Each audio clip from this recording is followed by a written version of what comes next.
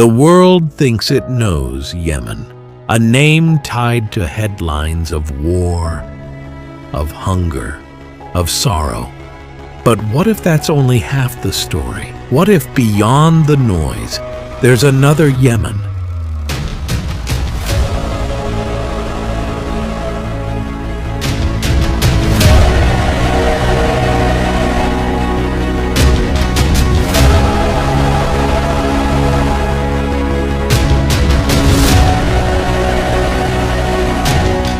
One not written in breaking news, but carved in stone, whispered in prayer, and blooming in places no map dares to name. A land where cities rise from clay, where mountains hide stories older than scripture.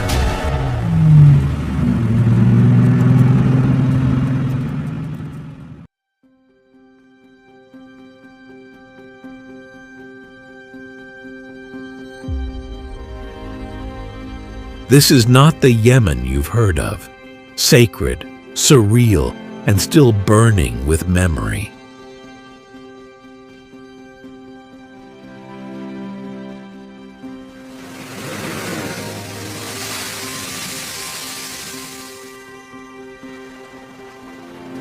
There are places so strange, so untouched, they don't feel like Earth anymore.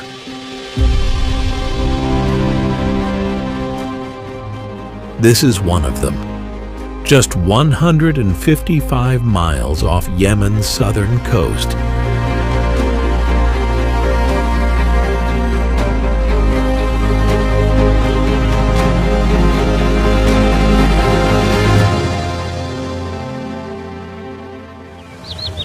Cradled by the Arabian Sea lies Socotra, an island so surreal it belongs more to myth than to geography. How did such a world come to be? Centuries of isolation turned Socotra into a biological time capsule. More than 1/3 of its plant life exists nowhere else on the planet.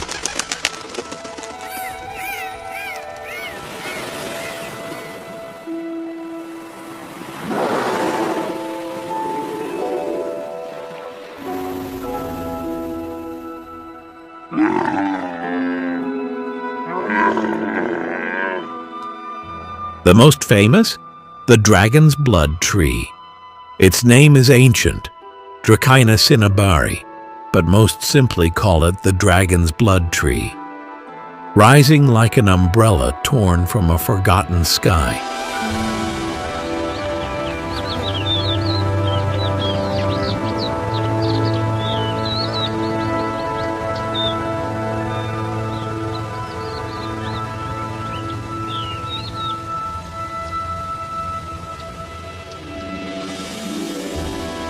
It spreads its limbs wide over the windswept Dixum Plateau, where clouds skim low and silence clings to stone. The people of Socotra say these trees once grew from the blood of a wounded dragon, fallen in a battle older than history itself.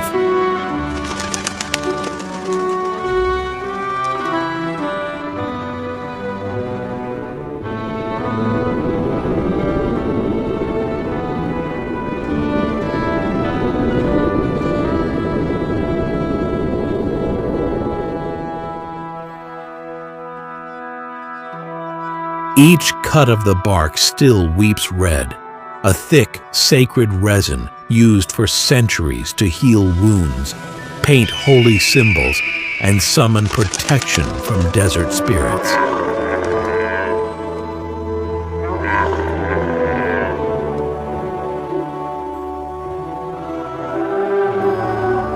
But the tree's shape is no accident of myth. In this highland of limestone and mist, water is rare, and the dragon's blood has learned to drink from the air itself.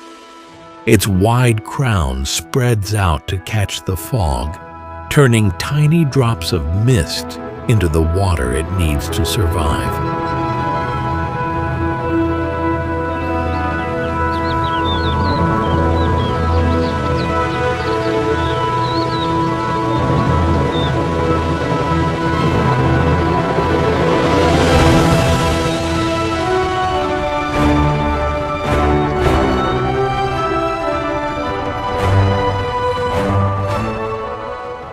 Some say these trees have stood for centuries, and when the wind rustles their crowns, the old ones whisper. It's the sound of something ancient still alive. But Socotra isn't only made of stone and silence. On the far western coast lies Shoab Beach, a stretch of white sand so pure it looks untouched by time. No road leads there, only the sea, and sometimes as if summoned by something older than memory.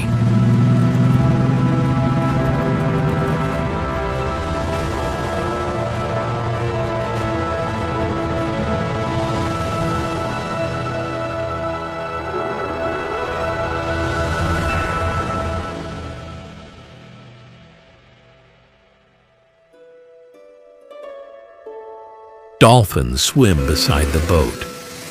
Locals say it's a good omen. When dolphins appear, the sea will be generous, the nets will be full, and the wind will stay kind. Fishermen still set out at dawn, their nets repaired by hand, their songs old as the tide. Before each journey, they light fires on the beach, not for warmth, but for blessing.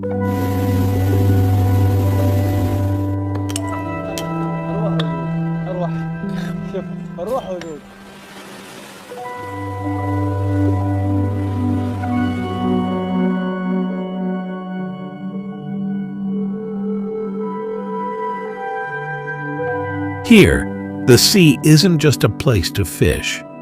It's a living spirit.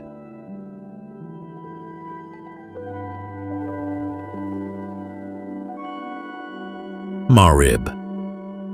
If Socotra is where nature remembers, then Marib is where memory turns to stone. In the heart of Yemen's desert, where the heat shimmers like memory and the wind carries forgotten hymns, lie the remains of a temple once buried for over 2,000 years.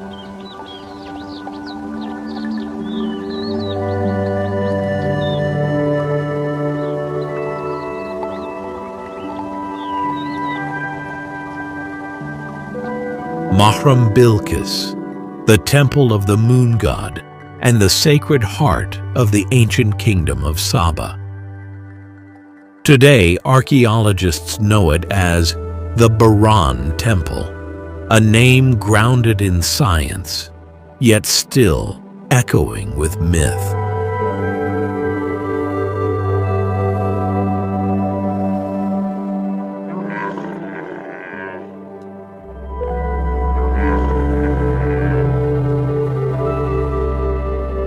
Rising from the dust are 7 massive pillars, weathered but defiant, as if still holding up the weight of a story too grand to collapse. The locals call it the Temple of the Queen of Sheba, the legendary ruler who, according to scripture and folklore, crossed vast lands to meet King Solomon. Legend or truth, her memory lingers in these stones, quiet but unshakable. According to tradition, this was not just a temple, it was a gateway between the mortal and the divine.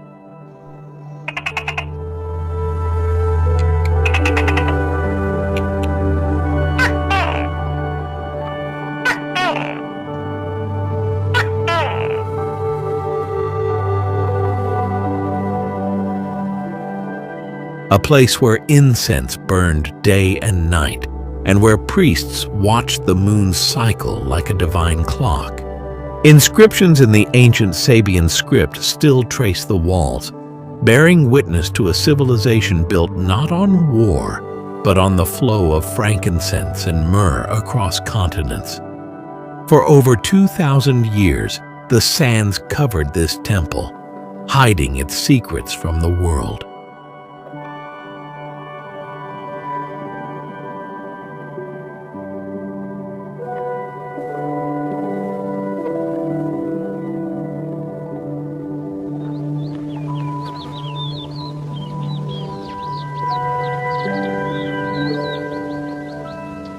It wasn't until the last century that excavations began to reveal its grandeur. With each column unearthed, another piece of the story returned. And still, the wind moves through the ruins like a voice too ancient to name. She may be a legend, the moon god, long forgotten, but these stones, they still remember. Stand among the pillars at dusk and feel the desert unfasten the seams of time. The air tastes faintly of salt and resin, as if the caravans of old had only just passed.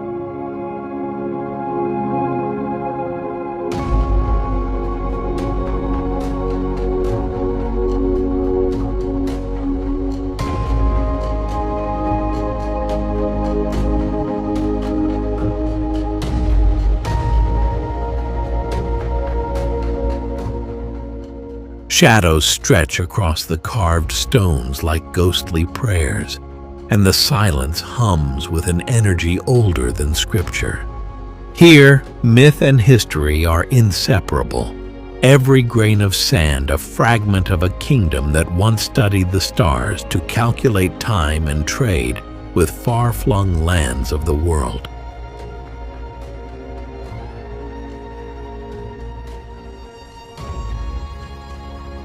But memory doesn't always need stone to survive.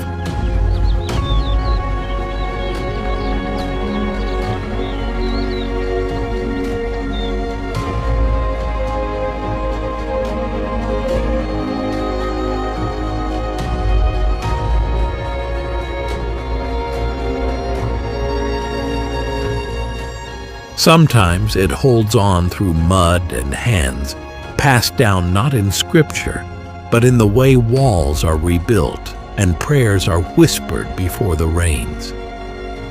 And before us is Haid al-Jazil, a village that clings to the rocks as if clinging to life itself.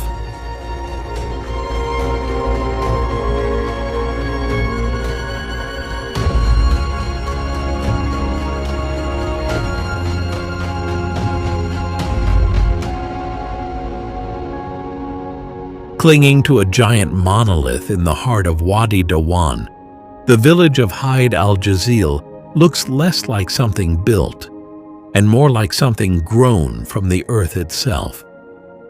From afar, it appears as a cluster of sand-colored homes, stacked like fossilized coral, perched atop a massive rock rising out of the valley floor.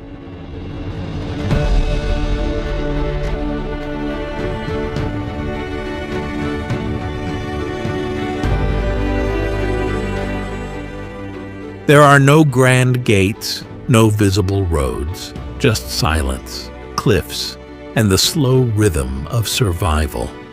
Made entirely of mud brick and stone, the village has stood here for centuries, exposed to flash floods, time, and the slow grind of isolation.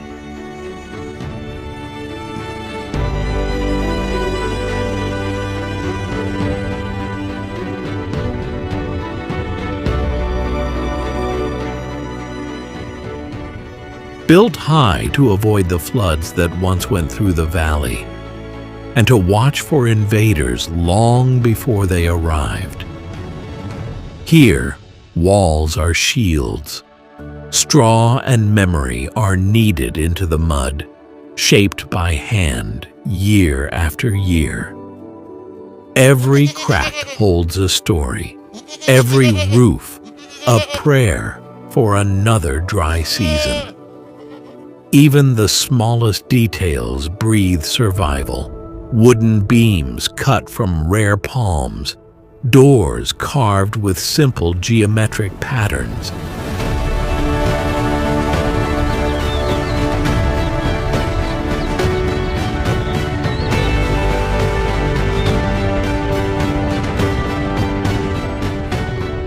And narrow windows designed not for spectacle, but for shade and defense. When dusk falls, the entire settlement glows the color of baked clay, a soft ember against the darkening cliffs, and the valley echoes with the call to prayer that drifts upward like a thread between earth and sky.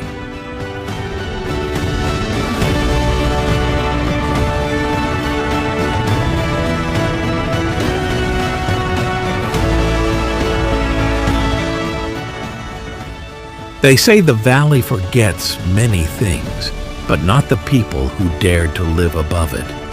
Here, life persists not through monuments, but through the quiet repetition of daily acts, mixing mud, mending walls, and trusting the rock beneath their feet to hold for one more generation.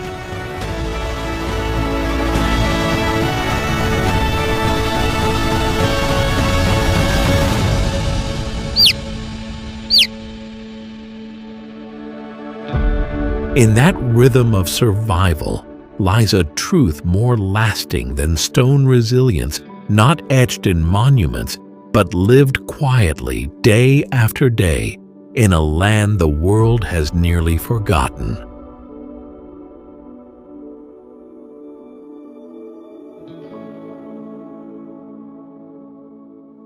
In a valley of dust and stone, where most towns rise for trade or war, one town rises for prayer.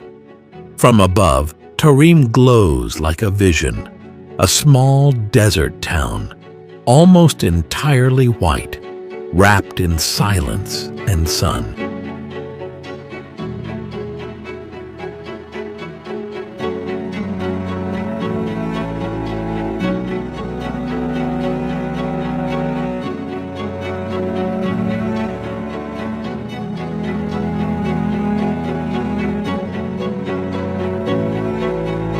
It's not the white walls that make Tarim sacred.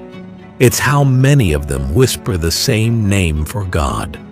Over 360 mosques, for a town barely stretching the length of a morning walk. Why so many? Some believe the town was formed by people who came here not to conquer. They were scholars, mystics, and pilgrims who followed the scent of incense and stayed for the Quran.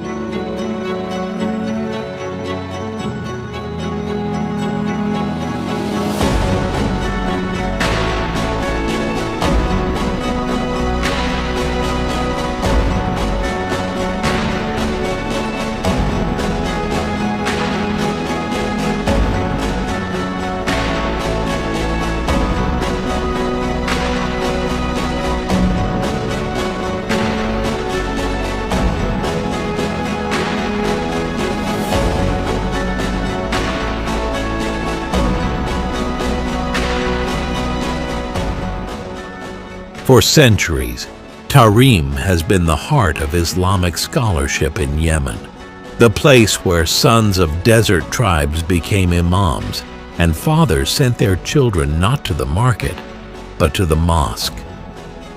Especially the Al-Mihdar minaret, rising over 160 feet into the dry desert sky, built entirely from sun-baked mud brick. No steel, no cement, only clay, sunlight, and faith.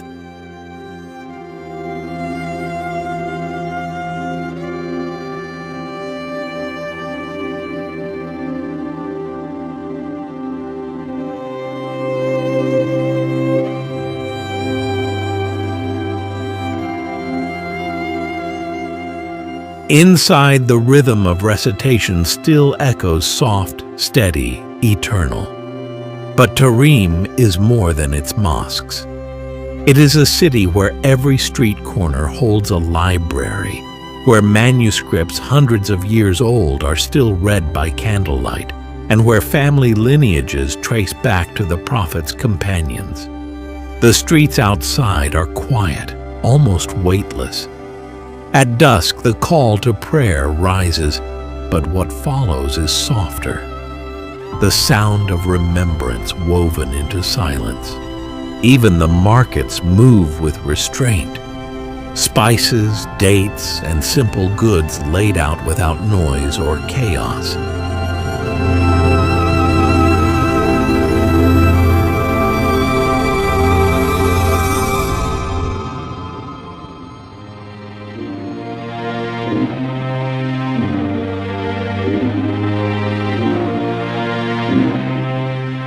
as if business itself bows to the rhythm of devotion.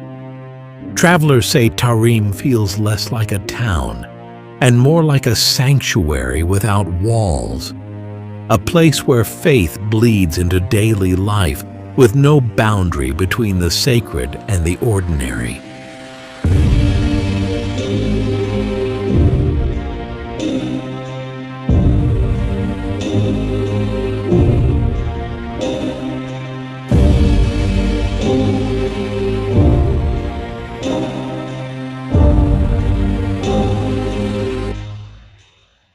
And yet, for all its piety, Tarim is not frozen in the past.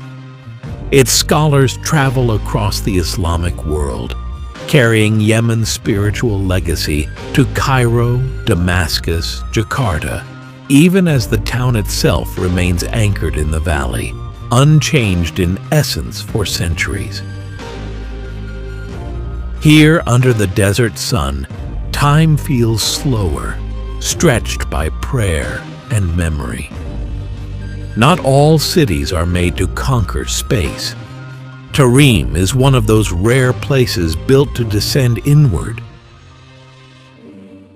into memory, into prayer, into the eternal hush of faith.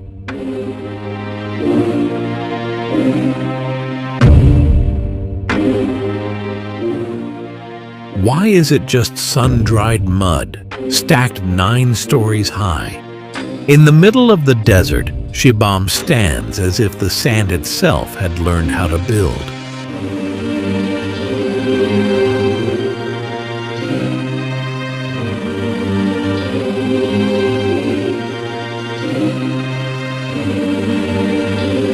Often called the Manhattan of the desert, that name only describes its height, not the stories and centuries within.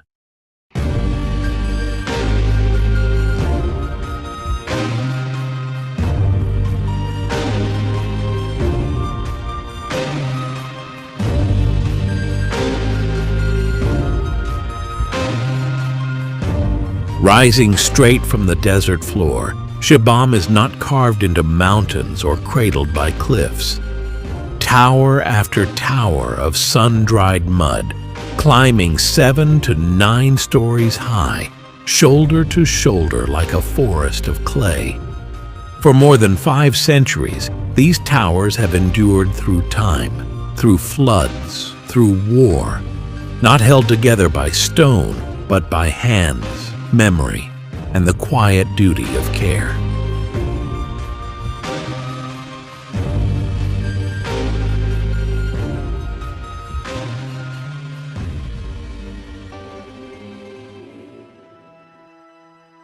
In Shibam, keeping the building standing means keeping the past alive. Staircases coil tightly between mud walls, tracing vertical paths like veins through clay. Rooms are stacked, not spread, narrow, shaded, and cool, designed to survive heat with no electricity. Each building leans just slightly toward the next, sharing shadow, forming a dense geometry, like a desert fortress made of breath and balance.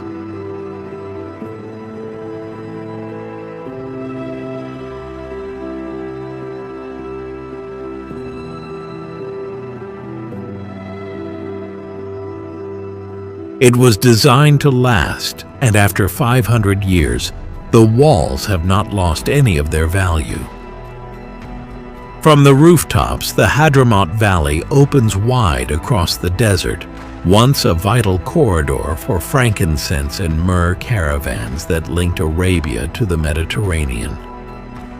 At sunrise, the towers catch the light in soft gold.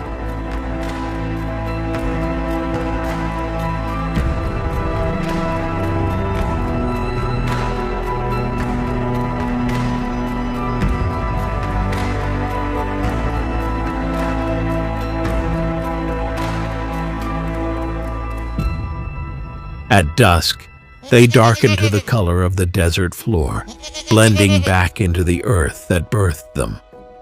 Here, every step reveals a living architecture, fragile in earth, unyielding in spirit, a city preserved by the steady hands of those who refuse to let it vanish. To outsiders, it may look fragile, yet for centuries this fragile city has stood against floods and storms that erased other towns.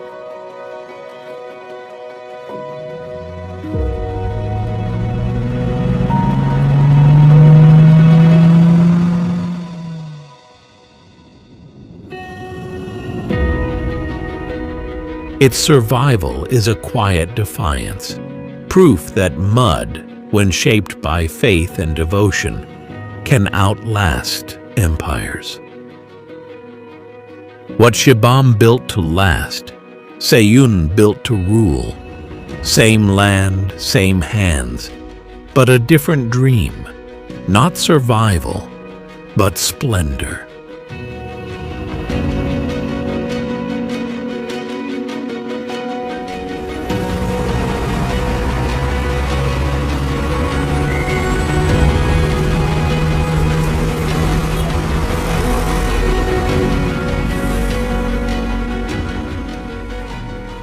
A palace not carved in marble, but pressed from mud, painted white, and made to rule. This is Sayun Palace, the largest structure in Hadramaut. Its towers rise like frozen waves over the town, their facades bright against the dull gold of the desert. Built entirely from sun-dried mud bricks, washed in white lime.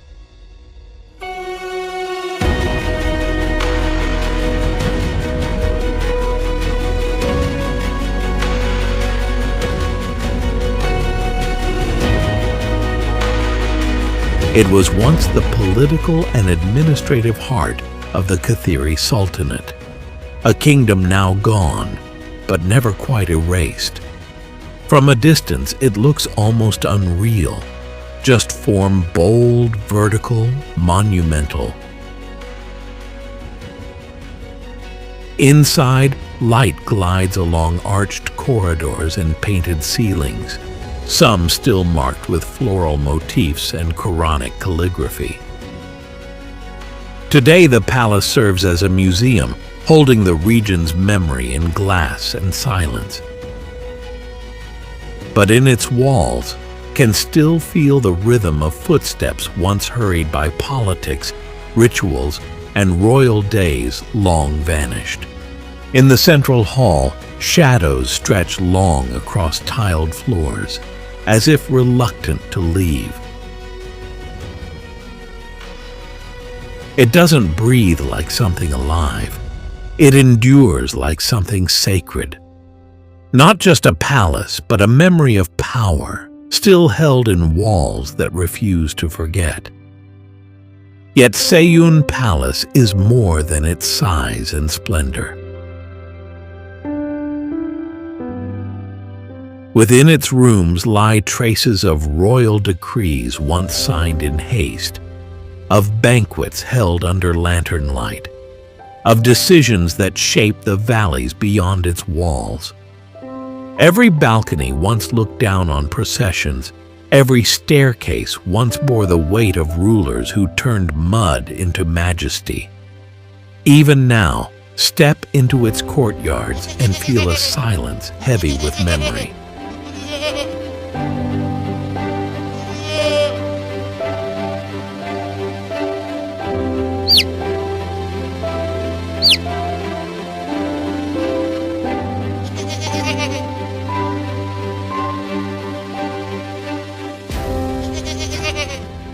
The museum displays weapons, jewelry, manuscripts, fragments of a kingdom preserved not in legend, but in fragile objects of everyday rule. The whitewashed walls, though weathered by sun and sand, still gleam faintly, as if unwilling to surrender their dignity.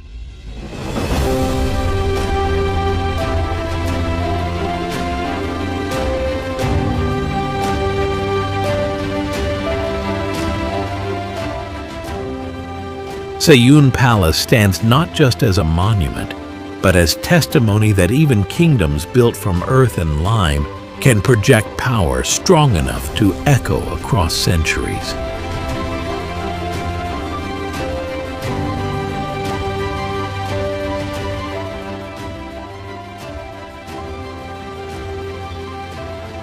The white walls of Seiyun fade behind you, their quiet grandeur dissolving into the amber haze of the Haraz Mountains. And ahead, the land rises in jagged folds of stone. Here, where the echoes of power have faded, survival tells a sharper story. Cliffs of raw rock and homes that feel grown, not built, rising from the mountain's bone. High in this rugged range, Al-Hajara clings to a cliff like a vision carved from stone, its houses gripping the mountainside as if gravity had been deceived.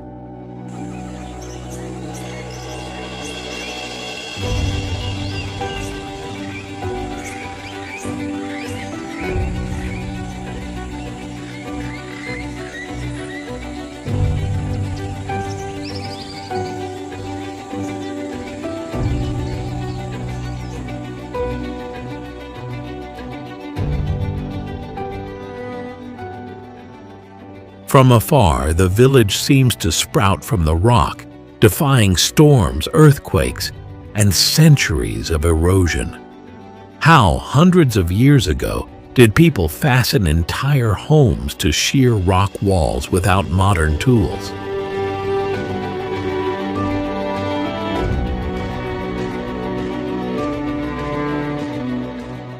The answer is a marriage of ingenuity and environment. Each house was built from hand-cut stone, stacked without mortar, yet locked so precisely that the walls have endured for over 3 centuries. Natural ledges became foundations, creating interlocking structures that absorb tremors and resist landslides. Thick stone keeps interiors cool in the burning summer and warm through icy nights, while narrow alleys channel mountain breezes like natural ventilation.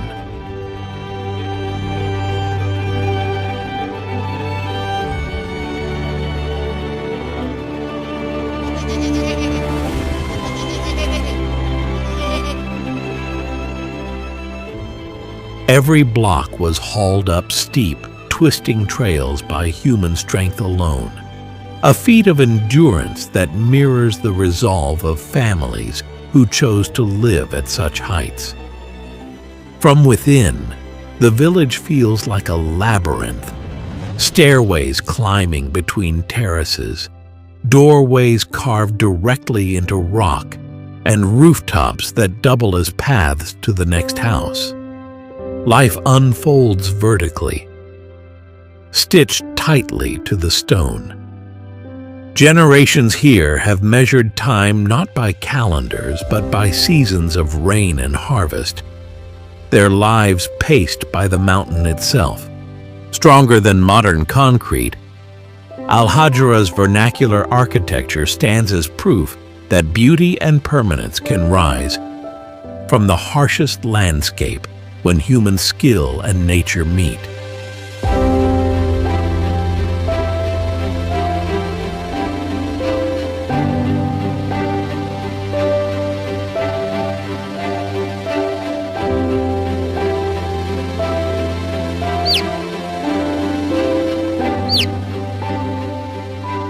And as dusk settles, the village glows in muted amber, merging with the cliffs until it seems less a place made by people, and more a vision the mountain itself chose to keep.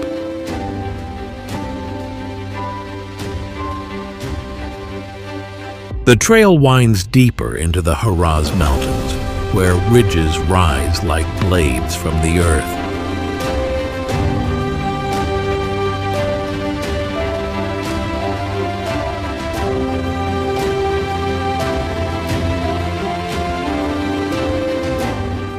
and the air grows thinner, laced with the scent of stone and sky. Locals call this realm Jabal Haraz, the stairway to heaven, a name earned not by myth, but by the sight of entire mountainsides carved into green, ascending steps. From afar, the terraces rise in endless tiers, each one cut by hand to catch the rare rains and cradle fields of grain and khat. Villages perch along the ridgelines, their stone houses linked by narrow paths that cling to the mountain's skin, winding like veins of life between the clouds. Here, farming is an act of precision and defiance. Generations have shaped these terraces from sheer rock, stacking walls of dry stone to hold fragile soil, coaxing food from land that should offer none.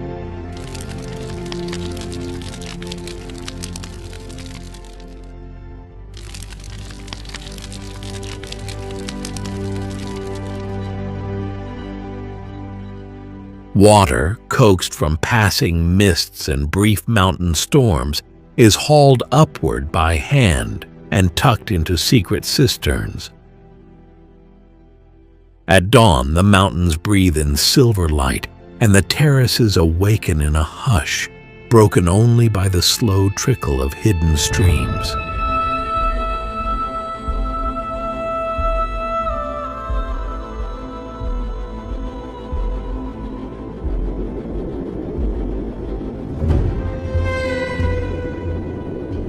In this suspended world, stone walls hold not just soil, but centuries of patience, each terrace a quiet pact between earth and sky. From above, the terraces ripple across the slopes like green waves frozen mid-motion, each curve a signature of human persistence etched into the mountain. Life here is measured in steps, climbing from one terrace to the next. Even the smallest details reflect adaptation.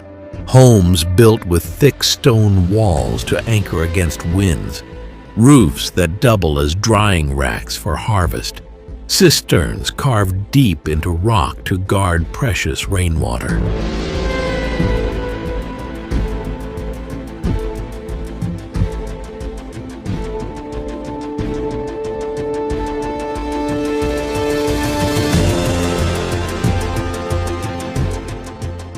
Jabal Haraz feels less like farmland than a dream of balance, where gravity seems to fluctuate and the mountains flow seamlessly into the endless sky.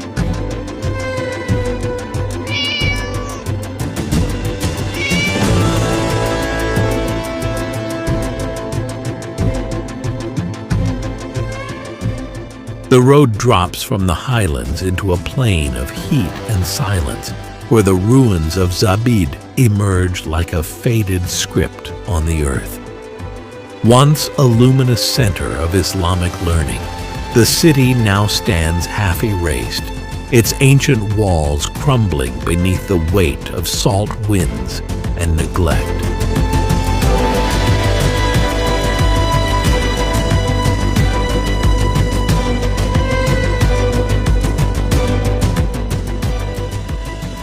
Centuries ago, Zabid was home to more than 80 madrasas, where theology, science, and art were debated by oil lamplight. Its scholars shaped thought across the Arabian Peninsula, and its streets once pulsed with the cadence of Quranic recitation and the shuffle of students' sandals. Today, the city remains a UNESCO World Heritage Site, yet it is also listed as endangered, its labyrinth of alleys slowly surrendering to time.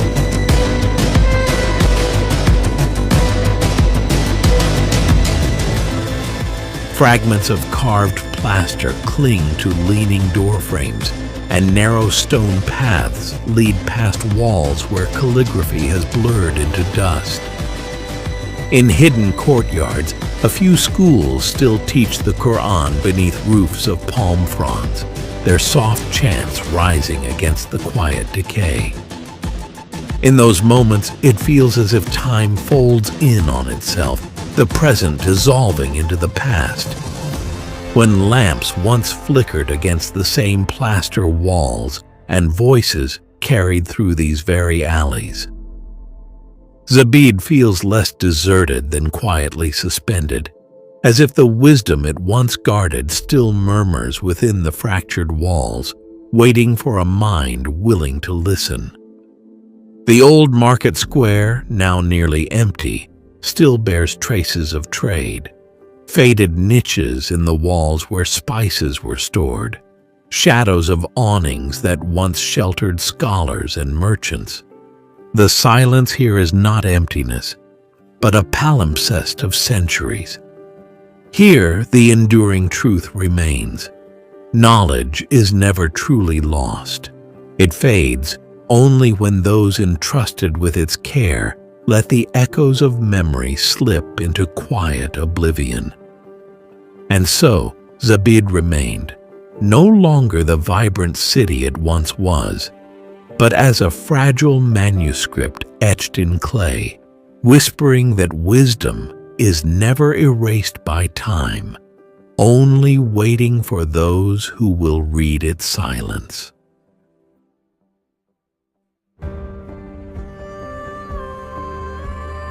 If in Zabid knowledge can be forgotten, then Nabi Hud reminds us, faith never really disappears.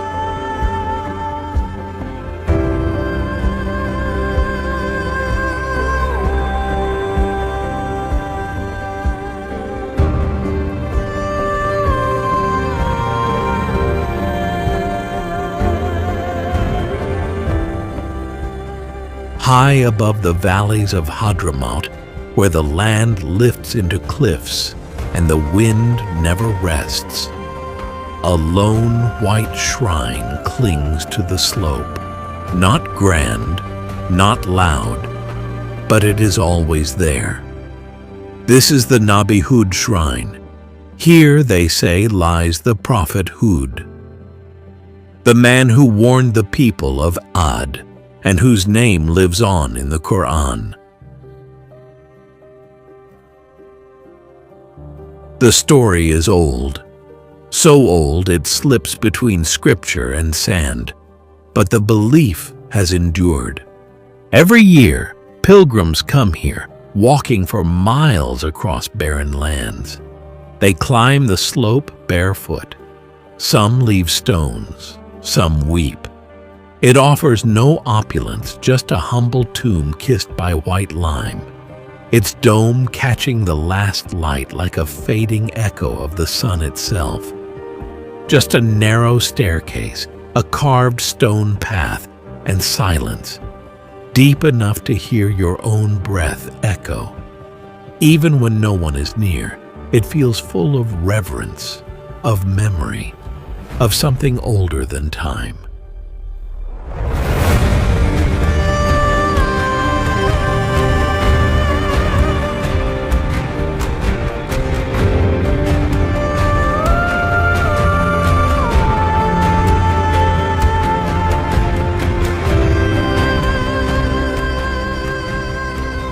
During the annual pilgrimage, families set up simple tents along the valley floor, lighting small fires that glow against the dark cliffs. Prayers drift upward through the night air, mingling with the wind until the whole mountainside hums with devotion. Merchants arrive with water, dates, and incense, their voices carrying across the stone paths, recalling the ancient trade routes that once wove through Hadramaut. At dawn, the first rays of sun strike the white dome, turning it briefly into a beacon visible for miles, a signal not of power, but of persistence. During the annual pilgrimage, families set up simple tents along the valley floor, lighting small fires that glow against the dark cliffs. Prayers drift upward through the night air, mingling with the wind until the whole mountainside hums with devotion. Merchants arrive with water, dates, and incense, their voices carrying across the stone paths, recalling the ancient trade routes that once wove through Hadramaut. At dawn, the first rays of sun strike the white dome, turning it briefly into a beacon visible for miles, a signal not of power, but of persistence. No one knows for certain if the Prophet Hud is buried here. And perhaps that's not the point. In places like this, faith doesn't ask for proof. Just come and feel the magic and sacredness of this place. So perhaps what matters is not what lies beneath the stones, but what still stirs above them.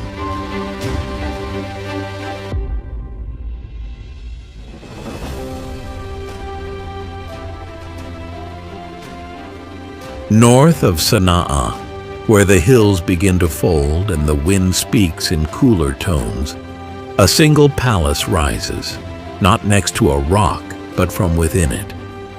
This is Dar al-Hajar, the Rock Palace, a royal summer retreat built in the 18th century, though the rock beneath it has held stories far older.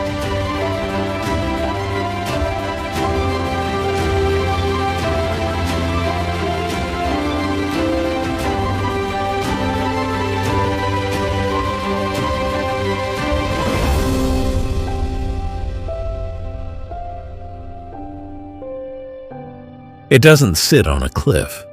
It is the cliff.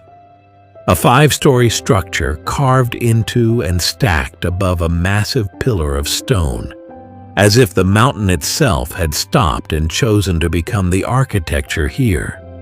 From a distance, it looks like fantasy: arched windows, sculpted balconies, and flowing terraces cascading straight from bare rock. Come closer. This isn't just a monument to beauty, but to brilliance. Form shaped by need and function, carved not for show, but for survival. Built with interlocking stone and natural spring water flowing through its core, Dar al-Hajar was designed to cool the air and calm the soul.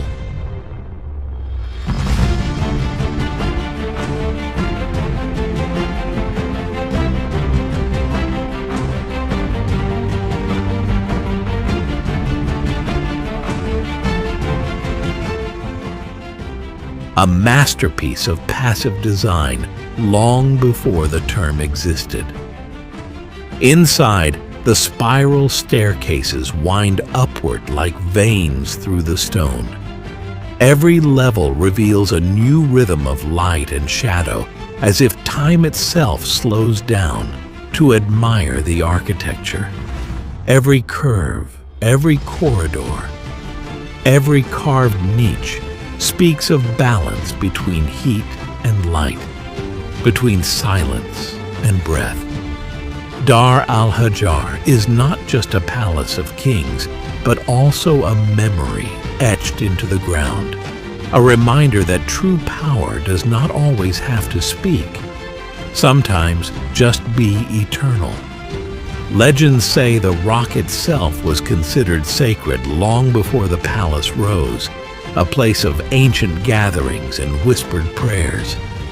Building upon it was not an act of dominance, but of continuity, weaving royal presence into something already revered. Even now, the palace's spring still offers water to villagers, proof that Dar al-Hajar was never just a royal retreat, but a lifeline, an oasis, a refuge carved in stone. Seen against the hills, it feels less like architecture and more like a vision, a palace born of rock, enduring as rock, and destined to outlast those who once ruled within it.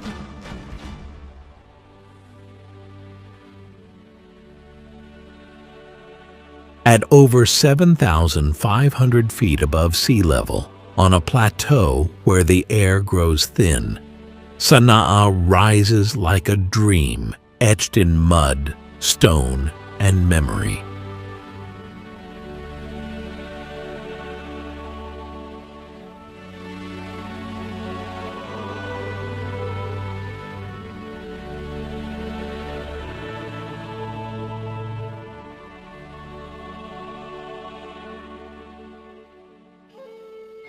From above, a city of ochre and lime like gingerbread shaped by centuries.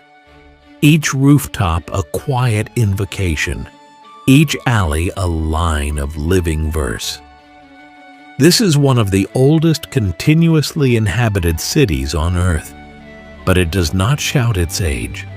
It wears it quietly, intricately in the stained glass windows that scatter morning light.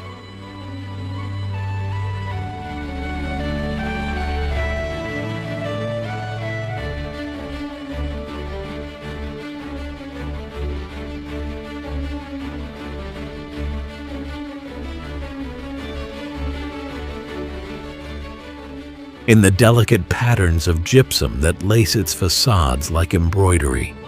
Its architecture is unique, multi-story homes built from baked brick and volcanic stone, trimmed in white lime, stacked side by side like a library of old souls. Each building seems to lean slightly inward, like elders gathering to share stories beneath a sky the color of burnt copper.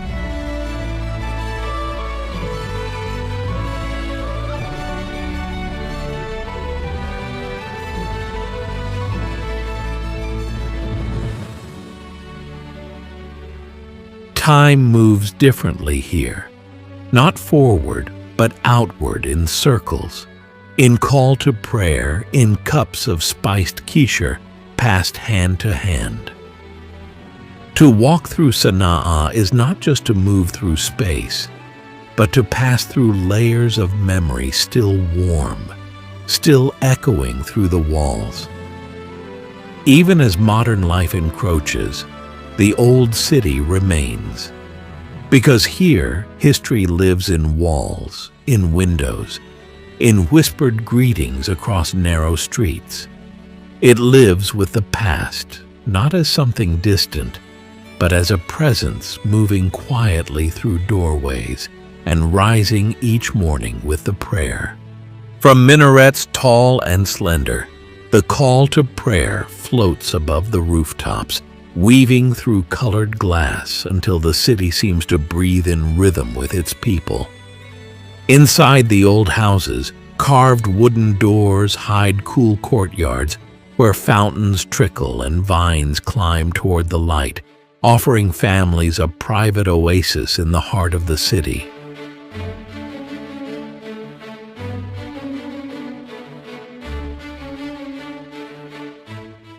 Even today, despite wars and storms of change, Sana'a holds its identity intact. It endures not only as a UNESCO treasure, but as a living city, a place where the past does not sleep in ruins, but walks openly beside the present.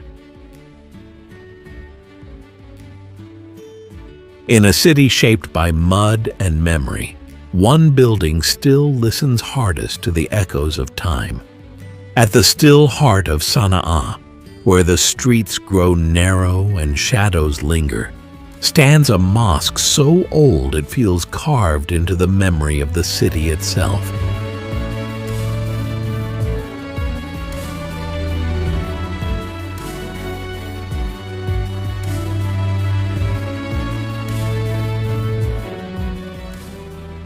This is the Great Mosque of Sana'a, believed to have been built in the 7th century, during the lifetime of the Prophet Muhammad. And though the dates may blur into legend, the stones have been remembered. There is no grandeur here, no gold, no towering minarets to command the sky. Only whitewashed walls, gentle arches, and a hush so complete, even the light steps softly.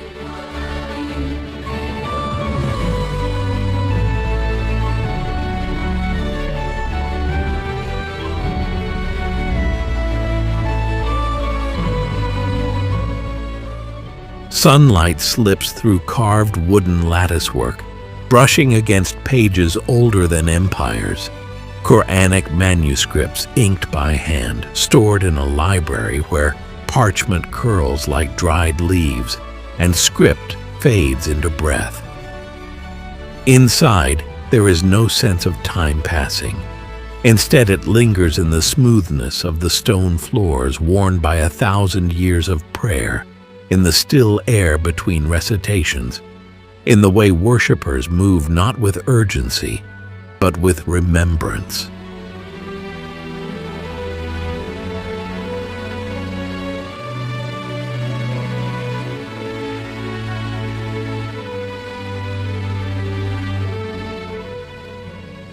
The great mosque was not conceived for grandeur. It was conceived to endure, to carry the centuries with quiet strength, to preserve its inherent sacredness. And perhaps that is the quiet power of the mosque.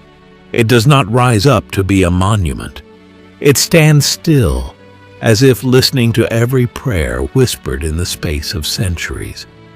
Here, God is not in grandeur, but in quiet, not pronounced in words, but sensed in the stillness within.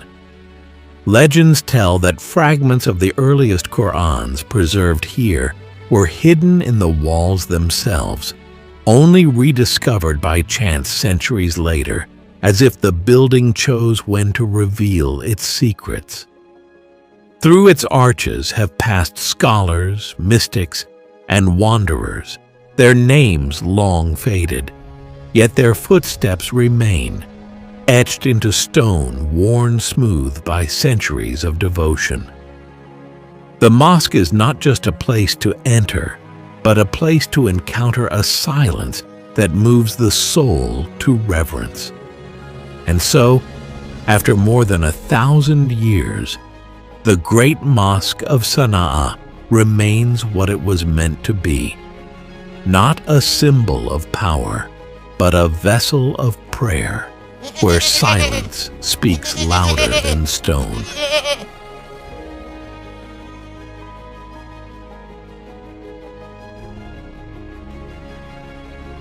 In a city where minarets shape the sky and the call to prayer defines the rhythm of each day, few would expect a trace of ancient Christianity hidden beneath the dust. Al-Khalis Church. A name now mostly lost to time, but once spoken with reverence, like a secret too sacred to forget. Built in the 6th century under Ethiopian rule,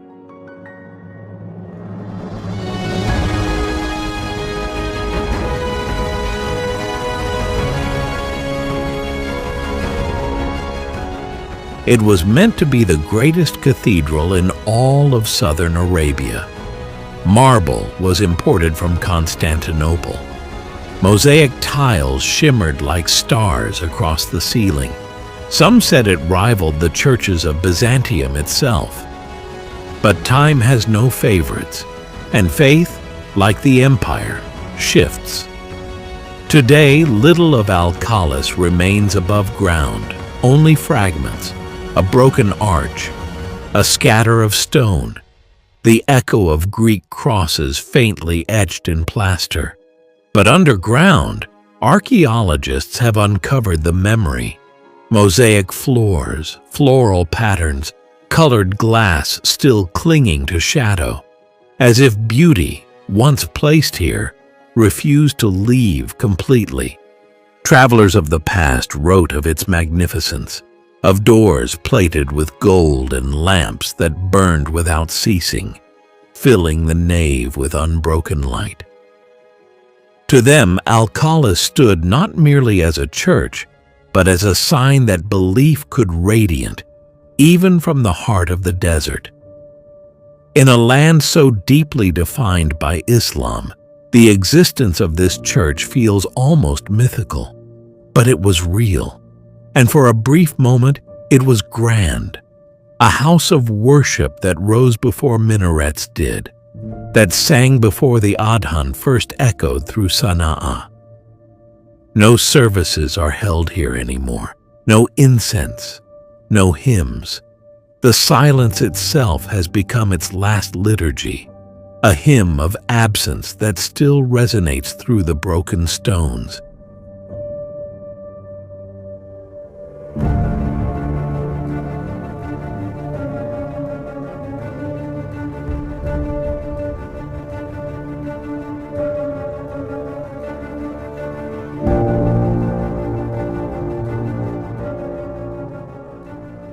Even in ruin, the space feels consecrated, not to one faith, but to the idea of the sacred itself.